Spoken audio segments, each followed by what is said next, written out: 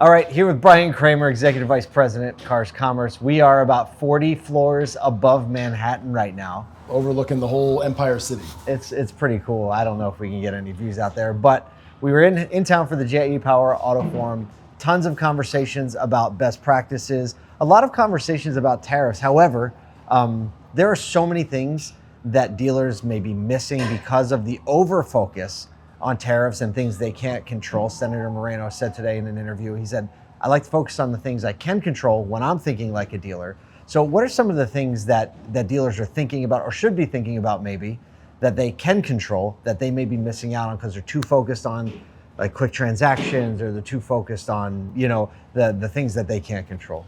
So if they're keeping their inventory tight, right? They're sourcing vehicles from consumers and sourcing vehicles that are more scarce, higher demand, lower days supply, lower days on market, faster days to sale. Mm-hmm. You don't have to you're not going to be as affected by these tariffs as much as if you're buying cars at the auction. You're trying to be strategic. You're not doing you're not rolling your sleeves up and sourcing cars from consumers, building, direct from acquisition vehicle buy centers. Mm-hmm. And you're spending all the time in the auction lane, which is easier and it's more convenient, but it's like going to the grocery store when you're hungry and versus having a strategy and a plan to it. So I think that the quality of the vehicles that everybody's sourcing is key, but by doing that, they're not going to be affected by tariffs. If you're turning your cars in less, if you have a 28-day supply, which you're supposed to run 30 to 35 day supply, tighten that up. And I would recommend dealers, which is, I know this can be blasphemy, wholesaling more cars than they normally would. If it's over a 60-day supply, right now is not the time to take a chance on that car and see, let's roll the dice and see if it retails. Yep. There's a different time for that, and right now is not that time. Okay. There's a lot of talk about, a lot of focus on short transaction times, getting the vehicle sold in under 2 hours, getting the transaction processed. And there are probably some things that dealers might be missing on the back end because they're kind of, I won't say rushing, but trying to hit this mark, getting through the transaction. What might they be missing on the back end of that by moving too quickly? So I'll tell you what, the last 3 years have been really educational for me because I know what it was like when I left retail, and I was obsessed. That's what I understand. That's an understatement. Of trying to digitize the experience, right? And once we finally did it and spent all those hours, only 5% of people actually wanted to go end to end, which is really surprising to me. But what do you mean 5% of people wanted to do what? To buy the car completely online without any human interaction. Okay, yes. Right? So it was really surprising to me, but what I didn't anticipate was the percentage in the 80 percentile plus range of people that wanted to either select their vehicle, fill out a credit application, appraise their trade, or upload their documents prior to coming in. Because what we found is that people don't mind buying in person, but they don't like waiting. Right. Like going to the doctor's office. That's right. And I think that there's so many dealers that really good dealers, that just don't realize that they're exacerbating the issue when they don't allow the customer to appraise their car prior to arrival, to submit credit. And I don't know what the hesitation is, but there's another factor that people aren't thinking about.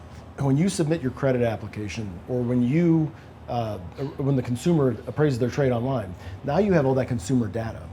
And if you let that data go to somebody else, a competitor, who's retargeting them with dynamic retargeting ads? That's the future of follow-up.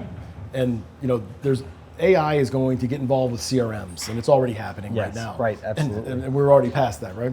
But the future of follow-up, in my mind, is to have customized messaging that's relevant to that person at that time on that vehicle, that maybe not the initial vehicle they looked at online, but now they've looked at a couple other vehicles, and we have that data. And data is really the crude oil of this century. And whoever has that data powers these in-market video, first-party audience, in-market display ads. And whoever is the best at that moving forward is going to be the best retailer. So what is the lowest hanging fruit for most dealers? You get to visit a lot of dealers in and out, and there are probably a few levers that are the ones that the majority of dealers haven't pulled, but are the easiest to pull, where they see the most ROI immediately. What are some of those levers? The number one, without question, sight unseen appraisals. Customer wants to get their car appraised. It's a heated debate. Right? Yeah. When can you come in? Well, can you at least give me an idea? Let me tell you a story about that. So I was just with a dealer this week, one that you would know. And a lot of dealers, when they buy a car, they're a lay down, right? I am. Yeah, most dealers are. Yeah. And he called a dealer who had the vehicle that his wife wanted. It was a $130,000 vehicle, it was an Escalade, certain combo, right? And he called and he said, all right, I need you to send me numbers. He said, I sent in a lead just to see what would happen. He got texted by 3 different departments of the same dealership, or three different CRMs, or pieces of software. When he got the dealer, he said, here's what I want for my trade. He was trading in like a pretty much a brand new car, 8,000 miles. He's like, I know it's worth 85, right? He didn't get numbers the next day. He said, no one sent me numbers. The manager called back. Why aren't you, what happened? Well, no one ever sent me numbers. What can we do? Right. I'll do anything it takes. You never even sent me numbers, right? Oh, okay. Well, we don't send anybody numbers unless you bring the car in, right? And he said, well, you're 3 hours away. Assume it's perfect, and if it's not, we can talk about it. They wouldn't do it. So he decided to order it from somebody else across the country. That right there is a perfect anecdote of what I'm talking about. And there's many times where they'll actually still come in, but now there's no trade. Right. And everybody's like, well, and nobody realizes, wait, why are we only taking in 35% of trades on our transactions? Yeah.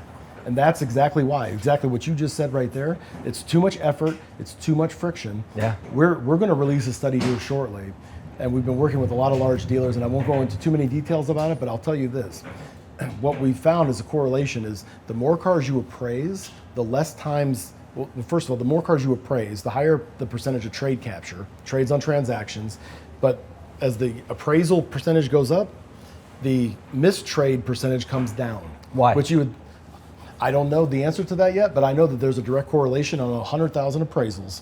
That's a good sample size. And it's fascinating because you would think that customers would then shop the trade more often. But what we're finding out from the data is that they actually shop less as a percentage than they do. If you give it to them quick. Correct. They're going to shop it less because they kind of have what they want. I think they just want an answer. Yeah. And by not giving them the answer, you're forcing them to go shop, and you're forcing them to get on somebody else's website. Who will give them the answer.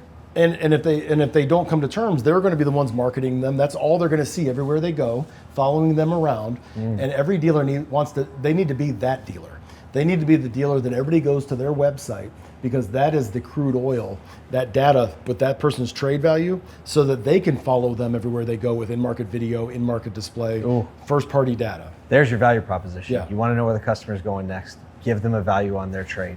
And you're about to release some data that proves that it's effective. Yes. Well, Brian, as always, love picking your brain because you still think about things as an obsessed dealer. And I am. I'm obsessed For better or about worse. it, yes. But it's a healthier obsession than others. Yeah, agreed. All right, thanks again. Thank you.